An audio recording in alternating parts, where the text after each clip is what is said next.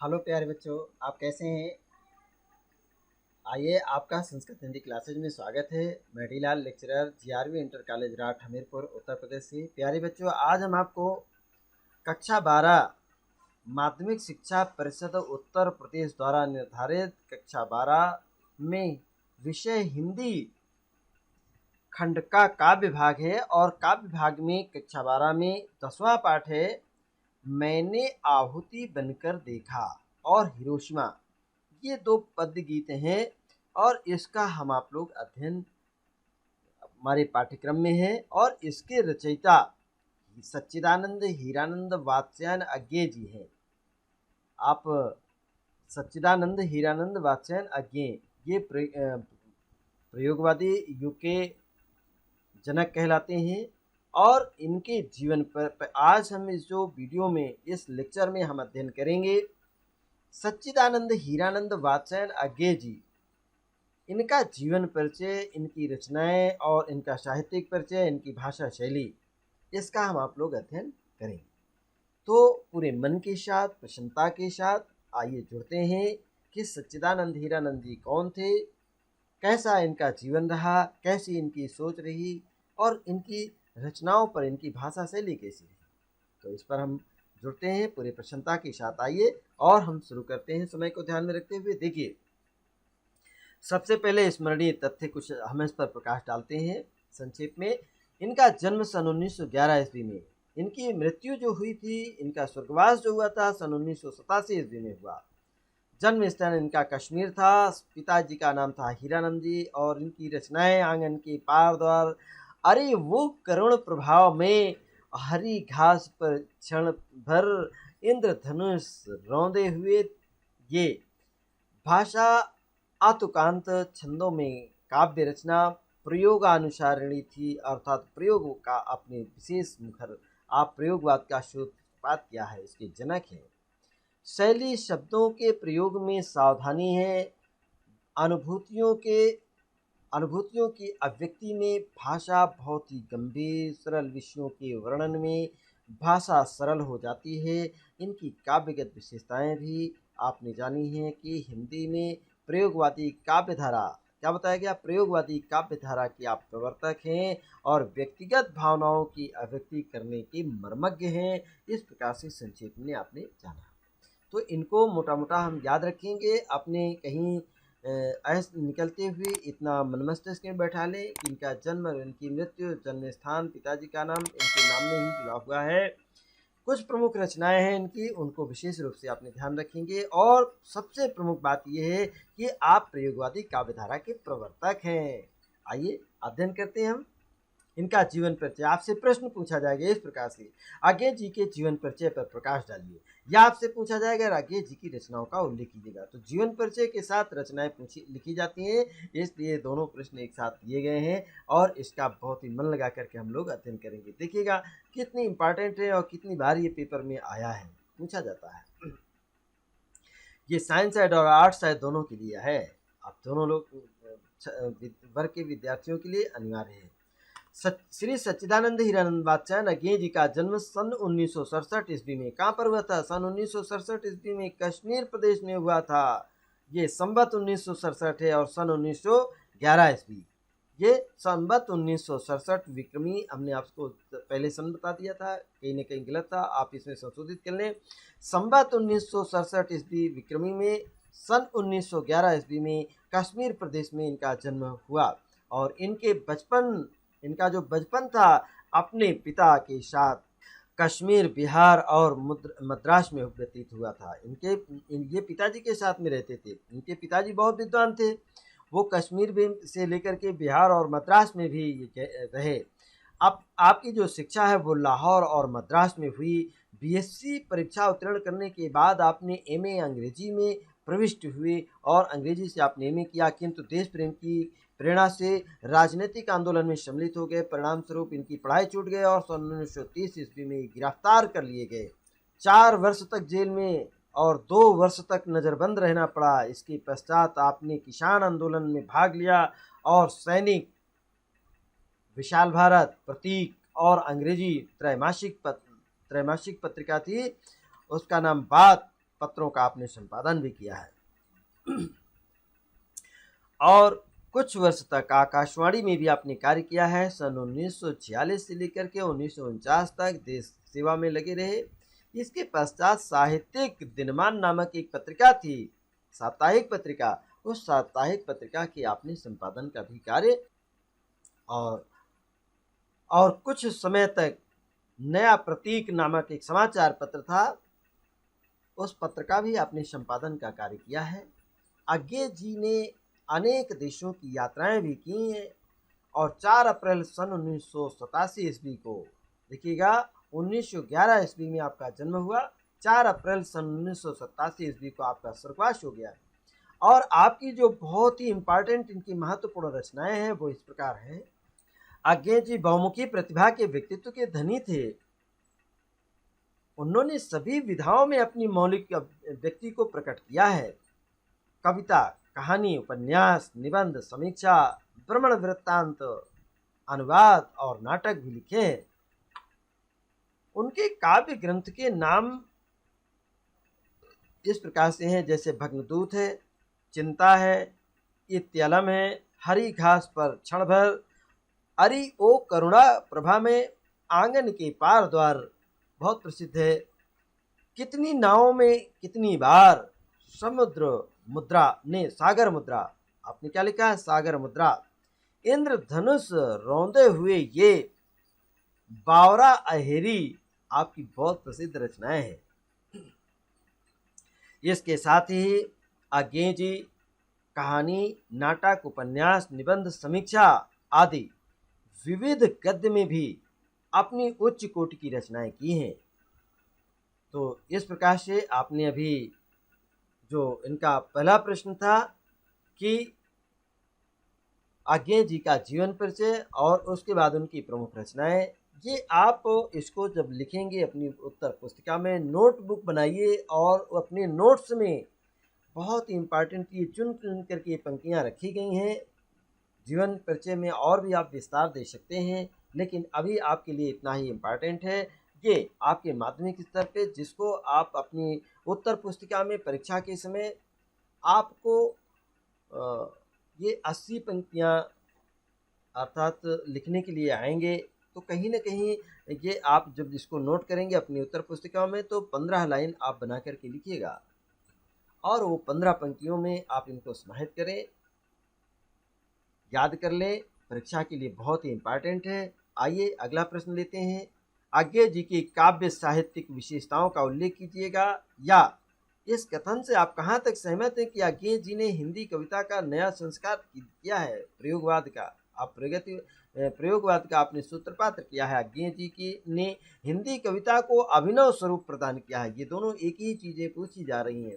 सच्चिदानंद हीरानंद वात्स्यायन आज्ञे जी की रचनाओं के आधार पर उनकी जो काव्य शिल्प की समीक्षा कीजिएगा। काव्य सुंदर को बताइएगा, काव्य सुंदर पूछा गया, साहित्यिक विशेषताएं पूछी गई हैं, जिसको आप साहित्यिक विशेषताएं कहते हैं उसी को काव्य सुंदर भी कहते हैं।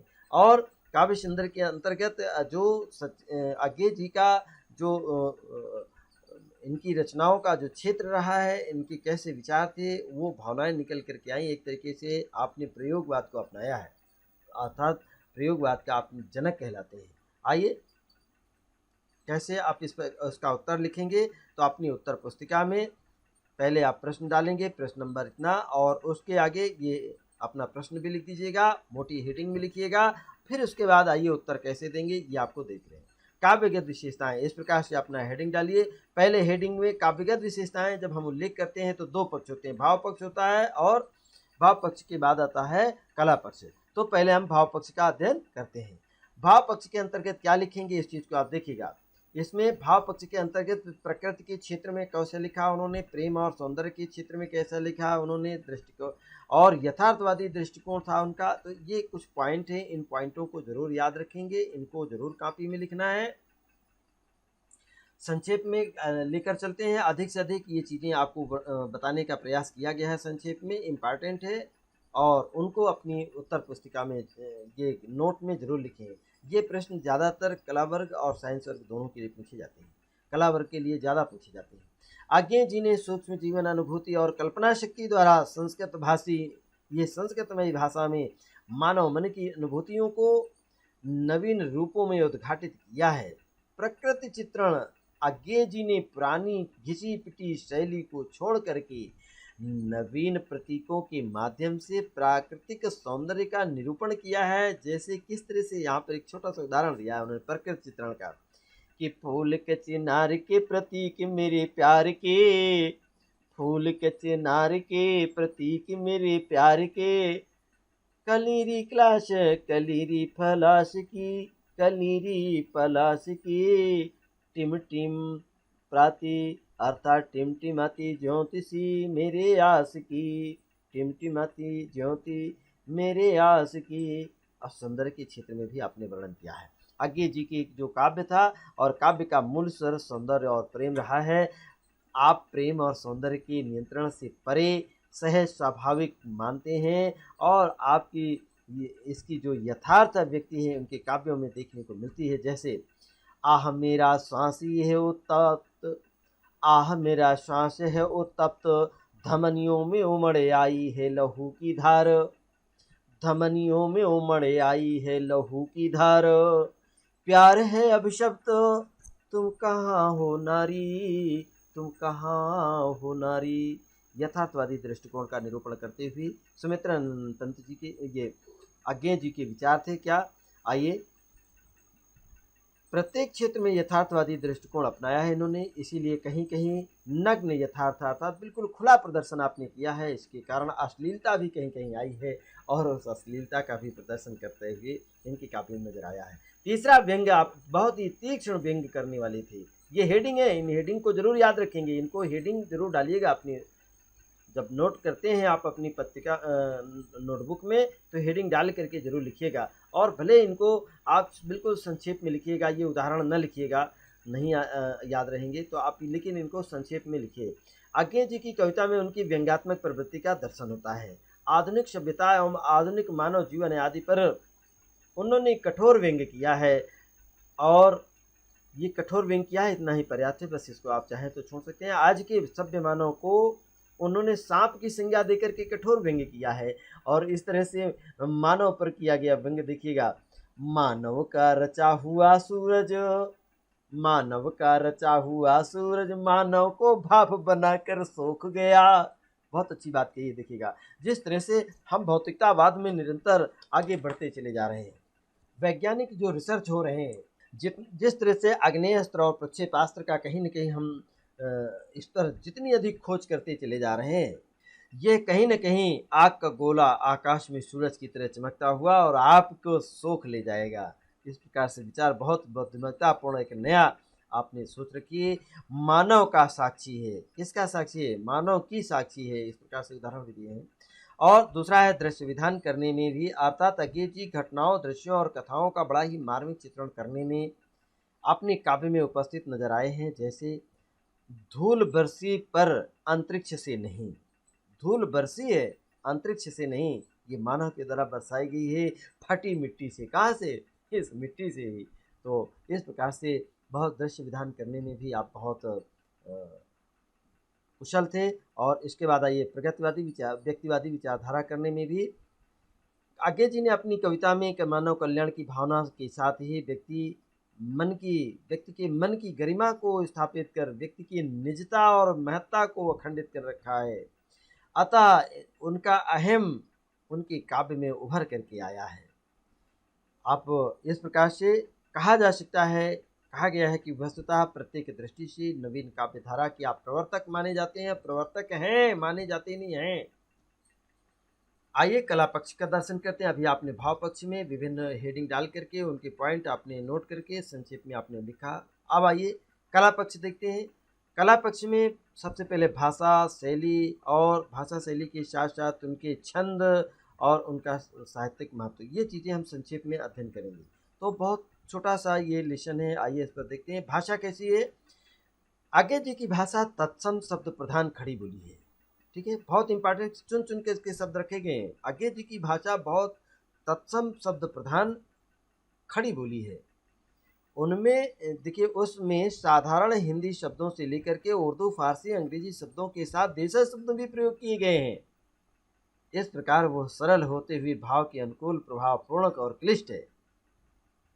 अब भाषा कैसी है? भाषा भावानुकूल है, प्रवाहपूर्ण है और क्लिष्ट भाषा है।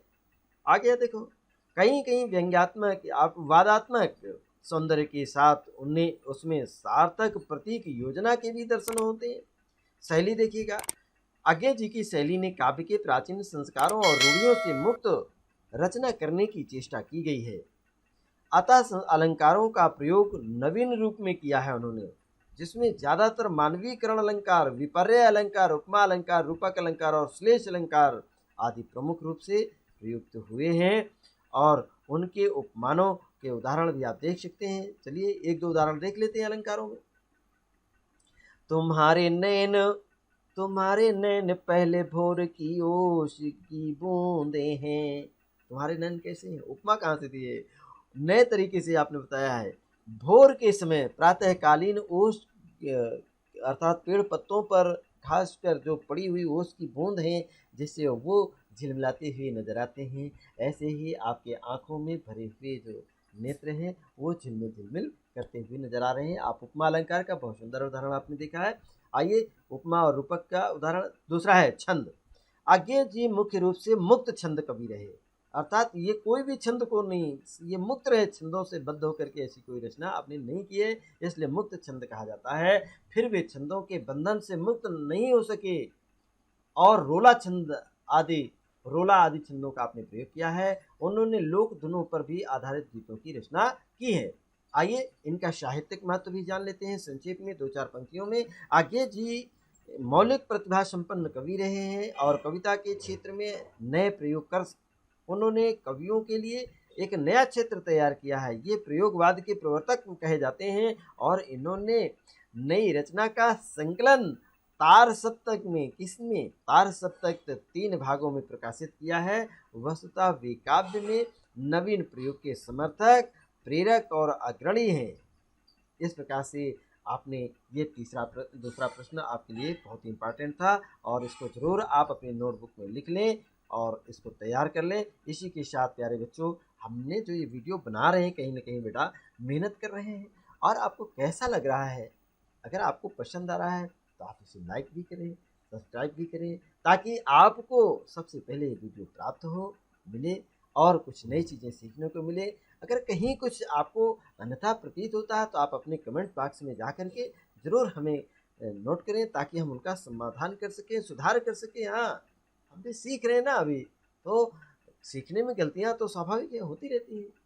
इसके लिए कभी भी आप लोग जो है और उसको हम सुधार करेंगे, कहीं न कहीं अपनाएँगे, तो हमारे सुधार करने में भी आप हमारा सहयोग कर सकते हैं। इसी के साथ प्यारे बच्चों आज की क्लास समाप्त होती है।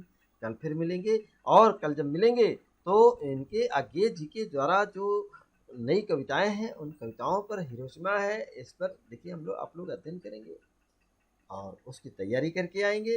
तो पूरी तरीके से मन बना लीजिएगा इस पाठ को पढ़ने के लिए और उसकी व्याख्या सुनने के लिए, उसके प्रसंग, और फिर उसके बाद हम बताएँगे अगले वीडियो में इन पर आधारित प्रश्न कैसे आते हैं। तब तक आप अपनी तैयारी करें, खुश रहें, प्रसन्न रहें और हमारी शुभकामनाएँ हैं और विदा होते हैं। आज क्लास यहीं समाप्त होती है। नमस्कार, बहुत बहुत साधुवाद, धन्यवाद।